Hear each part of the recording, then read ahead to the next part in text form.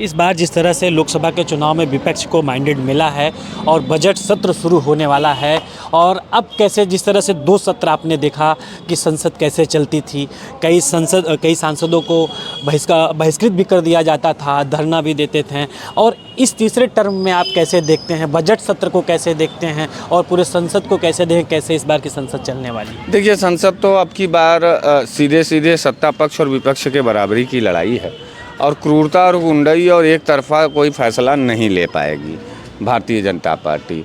और बजट सत्र में क्या है, भारतीय जनता पार्टी पिछले 10 साल में हमको और आपको कंगाली के कगार पे, भुखमरी के कगार पर, कुपोषण के कगार पर और आपराधिक मानसिकता के कगार पर लाके खड़ा कर दिया है।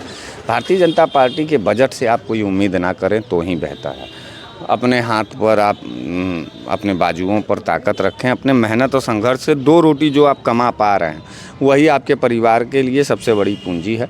आप ये सोचिए कि भारतीय जनता पार्टी कभी भी गरीब गुरबों के लिए काम करेगी तो ये कभी नहीं हो सकता। हाँ, टैक्स में जो छूट आएगा वो अडानी और अंबानी के लिए आएगा। हमको आपको 5 किलो राशन पर ही जलील किया जाएगा और ख़रीदने की कोशिश की जाएगी। तो इस विचारधारा पर जो कठोर प्रहार श्री राहुल गांधी जी और इंडिया अलायंस कर रही है वो काबिले तारीफ़ है। और अब नरेंद्र मोदी का जो चुनौती है वो जवाब भी नहीं दे पा रहे हैं। उनके गृह मंत्री जी खड़े हो जा रहे हैं, सदन के अंदर वो पेशेंस खो रहे हैं, धैर्यता खो रहे हैं।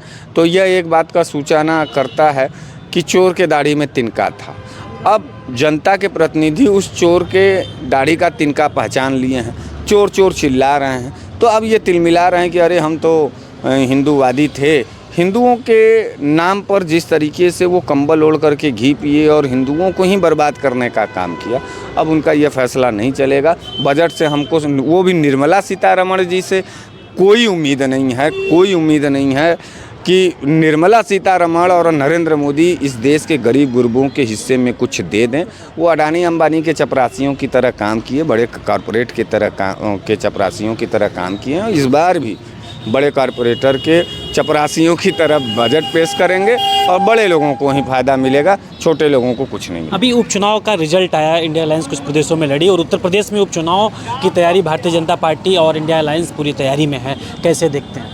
देखिए, पूरी सीटें जो है इंडिया अलायंस ही जीतेगी, क्योंकि नरेंद्र मोदी और योगी बाबा का जो क्रूरता रहा है और पेपर लीक का जो मामला है। देखिए, नौजवान सबसे ज़्यादा वोटर है इस देश का, इस प्रदेश का, और यही नौजवान जय श्री राम और धार्मिक उन्माद में चढ़ करके 2 बार शासन सत्ता दे दिया भारतीय जनता पार्टी को। ये सोचिए कि जो नौजवान 25 साल का था जब उसको नौकरी पाना था सन 2014 में, तो वो जय श्री राम के आंधी में था।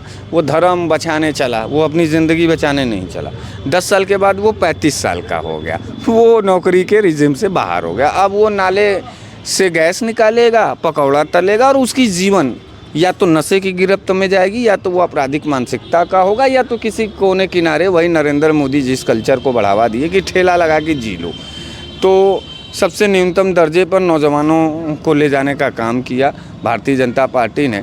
और पेपर लीक का मामला सबसे बड़ा मामला है और उसका खाजियामा अभी भी महंगाई, बेरोजगारी और पेपर लीक, ये 3 बड़े अस्त्र हैं इंडिया अलायंस के पास, जिससे वो जब भारतीय जनता पार्टी के ऊपर प्रहार कर रहे हैं तो भारतीय जनता पार्टी खंड खंड में बर्बादी के कगार पर जा रही है। तो हमको लगता है कि आने वाले उपचुनाव में उत्तर प्रदेश में भारतीय जनता पार्टी एक भी सीट नहीं निकाल पाएगी और एक और करारा तमाचा लोकतंत्र के इस पर्व में भारतीय जनता पार्टी के चेहरे पर लगेगी। योगी आदित्यनाथ की करारी हार होगी, भारतीय जनता पार्टी की करारी हार होगी और नरेंद्र मोदी और गुजराती लॉबी का करारी हार। एक लास्ट सवाल, आप पेपर लीक की बात कर रहे हैं, यूपीएससी जैसे संस्था में जिस तरह से धांधली हुई है उसको, मान लीजिए तमाम सारे पेपर तो लीक हो रहे थे, चाहे पुलिस के एग्ज़ाम हुए या स्टेट के एग्ज़ाम हुए, तमाम सारे पेपर लीक, लेकिन यूपीएससी जैसी संस्था में भी धांधली हुई, उसको कैसे? देखिए, हम तो ये चाहेंगे कि जैसे ही सरकार बदले, चाहे सेंट्रल चाहे स्टेट की, तो यूपीएससी में जो भी लोग पिछले 10 सालों में पोस्टेड किए गए हैं, अगर उनका आप इतिहास निकाल करके देखेंगे तो वो कहीं ना कहीं आरएसएस बेस से जुड़े परिवार से हैं, भारतीय जनता पार्टी के जुड़े परिवार से हैं।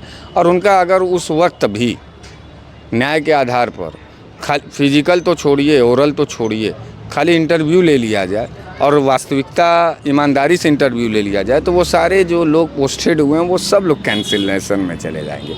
तो ये सिर्फ़ और सिर्फ बैकडोर से भर्तियां की गई हैं, नकल के माध्यम से अनमेच्योर लोगों को आईएएस पीसीएस बनाने का एक बड़ा मुहिम चलाया गया कि आरएसएस की विचारधारा के लोग सरकारों में प्रतिस्थापित हों और वो आरएसएस की विचारधारा को आगे बढ़ावें, देश को आगे ना बढ़ावें।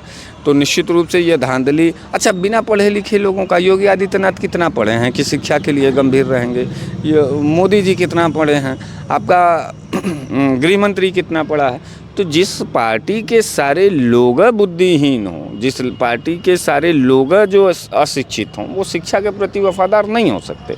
तो निश्चित रूप से भारतीय जनता पार्टी पूरी तरीके से करप्ट पार्टी है और इसको इस देश से हमारी आपकी जिम्मेदारी है कि छुटकारा नहीं दिलाना है, छाती पे लात मार करके भगा देना है। इनको कभी भी भारत के अंदर कोई भी एक सीट और एक सरकार में हिस्सेदारी भागीदारी न मिले, यही प्रयास जारी रहे। बहुत बहुत धन्यवाद। हमारे साथ ये बनारस वाले मिश्रा